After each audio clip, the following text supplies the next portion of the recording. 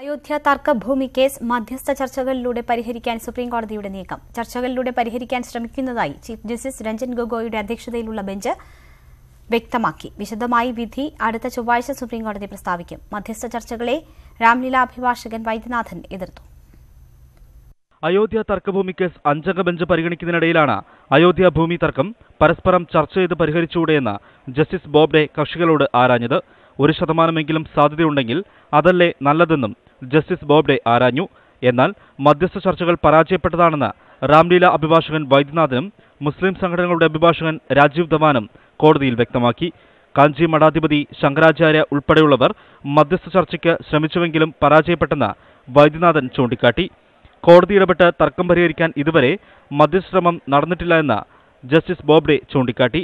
Civil procedure കോഡിലെ വകുപ്പ് 89 പ്രകാരം അയോധ്യ തർക്കം ചർച്ചകളിലൂടെ പരിഹരിക്കാൻ ആലോചിക്കുന്നെന്ന് ചീഫ് ജസ്റ്റിസ് വ്യക്തമാക്കി. മധ്യസ്ഥ ചർച്ച സംബന്ധിച്ച് വിശദമായ വിധി മാർച്ച് 5 പുറപ്പെടുവിക്കും. ന്യൂസ് 18 ഡൽഹി.